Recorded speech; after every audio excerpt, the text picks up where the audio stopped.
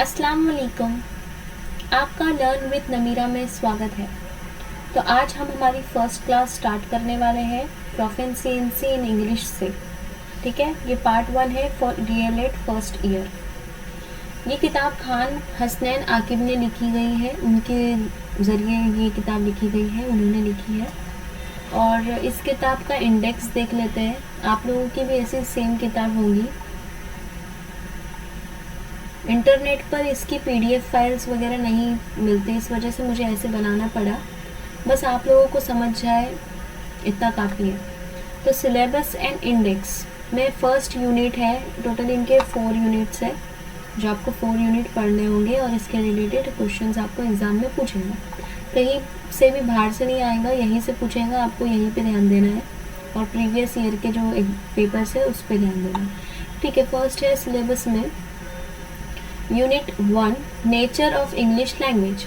What is a language. ठीक है, language क्या है इस बारे में हम जानेंगे। इसमें principles of language and learning जो है इस बारे में हम जानेंगे। उसके बाद है communicative approach to English language. Communicative approach क्या है इंग्लिश लैंग्वेज में, ये इसके बारे में हम पता करेंगे। The structure of English language, letters, syllabus, words, phrases, sentences, syntax and semantics, ये इस बारे में हम इस चैप्टर में, यानी कि ये जो यूनिट है इसमें इस बारे में पता करेंगे। इसके बाद difference between English and mother tongue, importance of English language. तो ये इतना बड़ा सा मतलब पेज नंबर 7 से लेकर 29 तक ये चैप्टर चलेगा। आइए देखते हैं फर्स्ट क्या है। तो ये चैप्टर यहाँ से स्टार्ट करते हैं हम लोग। Unit 1 nature of English language. ठीक है, व्हाट इज़ लैंग्वेज, यही है। आप पे वही सेम पूरा इंडेक्स लिखा हुआ है यूनिट 1 का।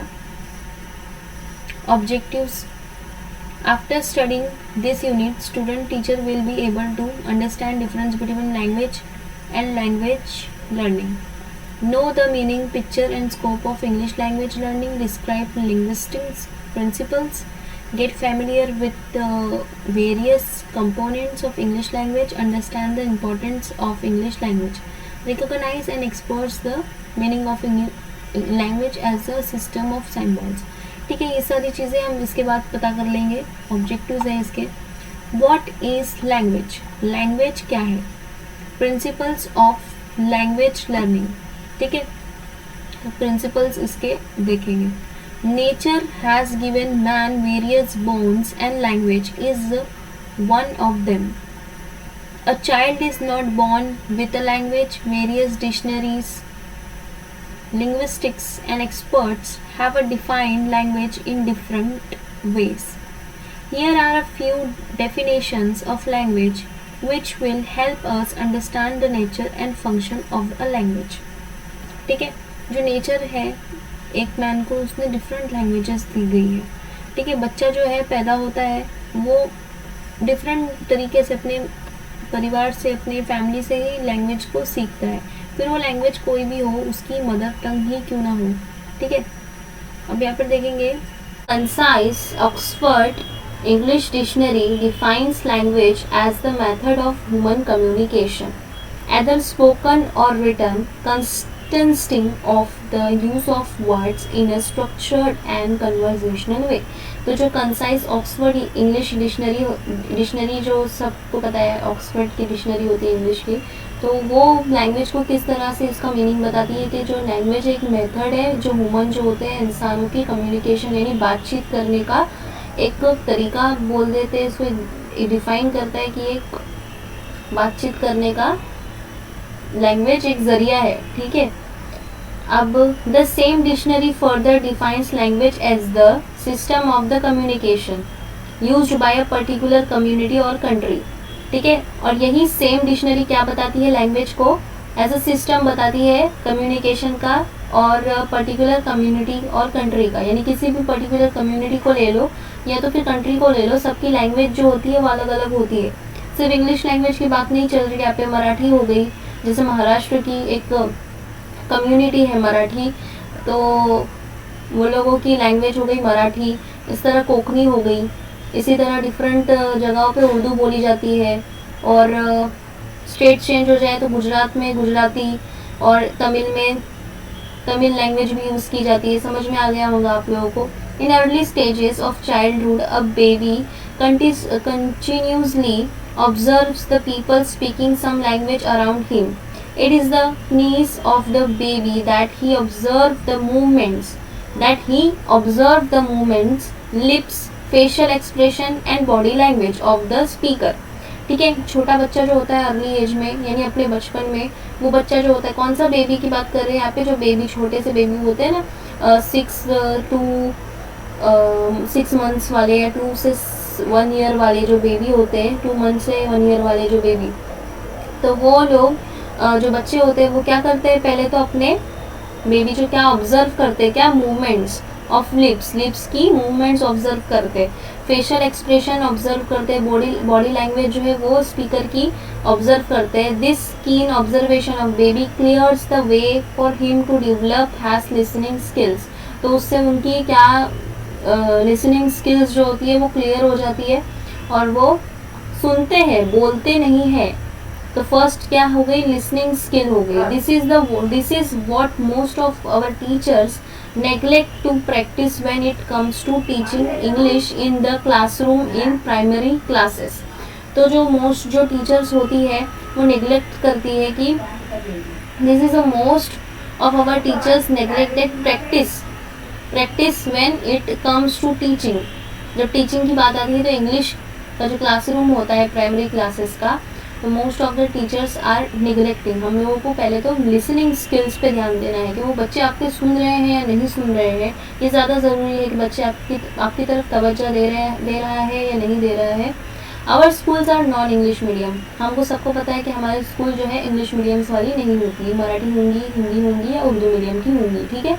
और डिफरेंट स्टेट में डिफरेंट लैंग्वेज की मीडियम की हो सकती है।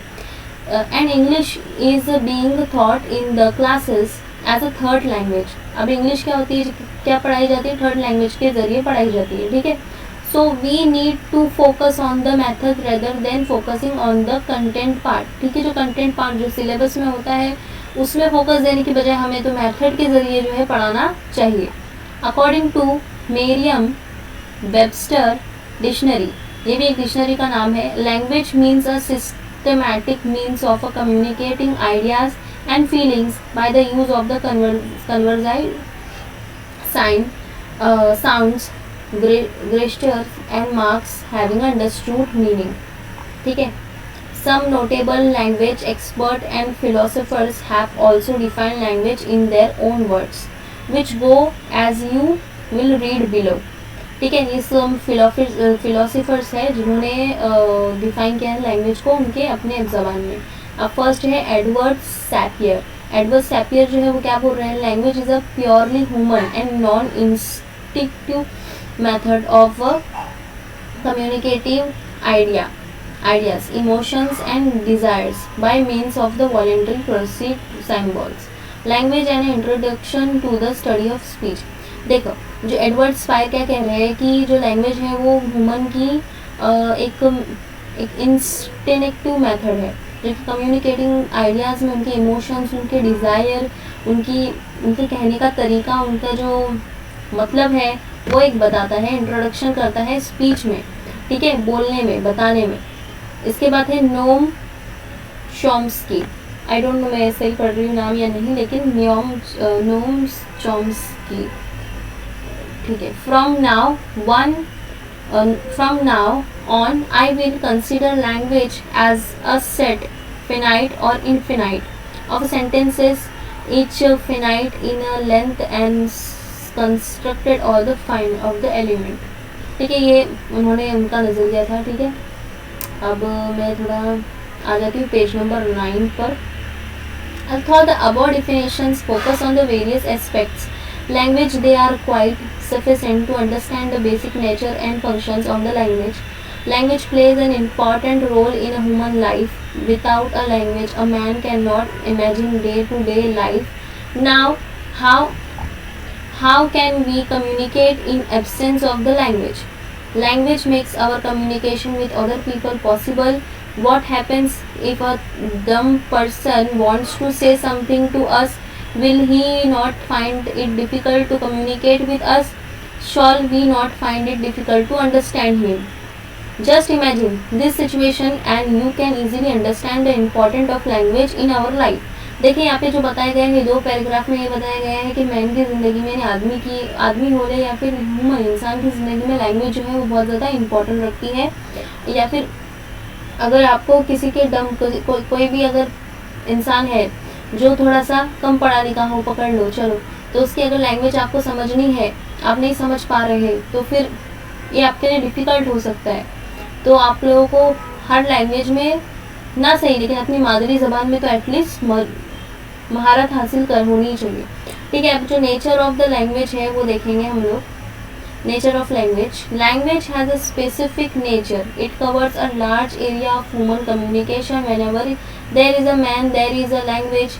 In this way we can say that language is a social nature। अभी जो यहाँ पे क्या बताया गया है, पहला पॉइंट जो है, language is a specific nature, it covers a large area of human communication.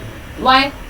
Because of जहाँ पे मैन रहेंगे यानी जहाँ इंसान रहेंगे वहाँ लैंग्वेज भी होंगी उनकी अलग अलग, जहाँ पे वो अलग अलग जगहों पे रह रहे हैं तो वो अलग अलग लैंग्वेज के साथ अपना तालमेल फिक्स करेंगे।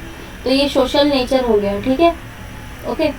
इसके बाद सेकेंड आ रहा है, second point, language keeps changing itself from time to time, from place to place. देखो मैंने वही बताया अभी ऊपर कि टाइम टू टाइम यानी कि टाइम वक्त के साथ, यानी वक्त के साथ, या फिर बोले प्लेस टू प्लेस यानी जगह। ये जगह महाराष्ट्र है तो यहाँ पे लैंग्वेज ज़्यादा मराठी बोली जाती है। ठीक है, और अगर हम यहाँ से फिर चले जाएंगे कहीं बाहर दुबई की कंट्री वगैरह में, तो अभी हमको अरबिक तो आती नहीं है, तो हम क्या थर्ड लैंग्वेज यूज़ करेंगे, हमारी इंग्लिश। तो ये प्लेस टू प्लेस की बिना पर भी लैंग्वेज चेंज की जा सकती है। तो development of language is a phenomenal. Only human beings have been given the gift of language by nature. Animals and other creatures do not have language. Language is a distinguishing factor between man and animals। अच्छा, अभी यहाँ पे देखेंगे कि क्या है कि जो ह्यूमन बींग्स है यानी इंसान है हम, तो हमारे पास लैंग्वेज है, गिफ्ट है नेचर की तरफ से कि हम बोल सकते हैं, एक दूसरे को बात समझा सकते हैं। लेकिन एनिमल्स और दूसरे क्रिएचर जैसे बर्ड्स ले लें और बहुत सारे क्रिएचर्स होते हैं, इंसेक्ट्स होते हैं, तो ये सारे जो नॉर्मल थिंग्स हैं इनके पास कोई भी लैंग्वेज नहीं है बात करने के लिए। ठीक है, जो हमारे पास है। इसके बाद है language is related to human culture. All cultural activities have a sense of a language somewhere. Linguistic creativity gets reflected in a literature which is an expressive force for socio-cultural happenings. Therefore, we can conclude that language has a various aspects of the social and cultural, natural and kind।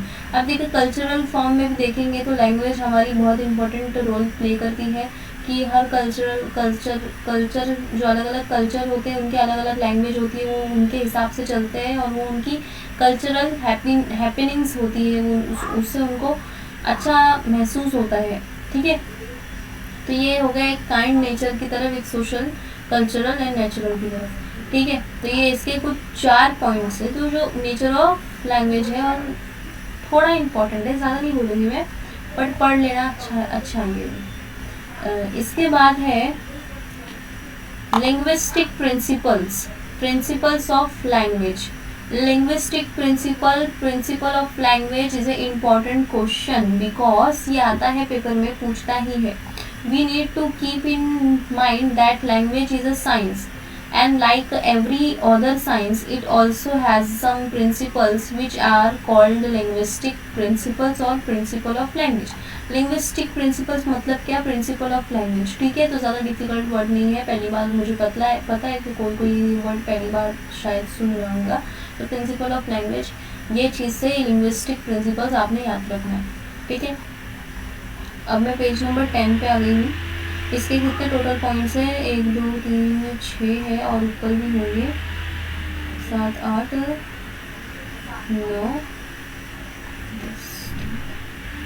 Language is a system of symbols. ठीक है, first जो आता है language is a system symbol. यहाँ से मैं एक काम करती हूँ, एक न्यू वीडियो बनाती हूँ, उसका सेकेंड पार्ट बनाती हूँ। मुझे नहीं लगता कि यहाँ पे कंप्लीट हो सकता है, इसके लिए मुझे सेकेंड पार्ट दीजिए, आप वेट कीजिए चैनल पे, और चैनल को सब्सक्राइब करना ना भूलें, क्योंकि आगे जो आएगा ये इससे रिलेटेड एक पार्ट में मैं इसको, ये वीडियो को पार्ट 1 कर देती हूँ, और जो अब यहाँ से मैं स्टार्ट करती हूँ फिर से लिंग्विस्टिक प्रिंसिपल ऑफ लैंग्वेज से, जिसमें मैं आपको इजी तरीके से ये जो 10 प्रिंसिपल्स है उसे याद करवा दूँगी। ठीक है, तो आपने पार्ट 2 भी देखना है, पहले ये वीडियो देखें फिर आपको समझ में आएगा। पार्ट 2 भी आपने कंटिन्यू करना है। ठीक है, इसके टोटल 10 है, इसके बाद फिर हम आगे का लेसन कंप्लीट कर लेंगे। ठीक है, तब तक के लिए आप वीडियो को लाइक कीजिए आपको वीडियो अच्छी लगी तो, और अगर कोई प्रॉब्लम है, मेरी टीचिंग आपको समझ नहीं आ रही या फिर मैं ज़्यादा फास्ट जा रही हूँ, तो आप मुझे कमेंट बॉक्स में बता सकते हैं। ठीक है, और कोई भी अगर आपको प्रॉब्लम है या फिर कुछ भी पूछना है क्वेश्चन, आप कमेंट बॉक्स में पूछ सकते हैं। Thank you, thanks for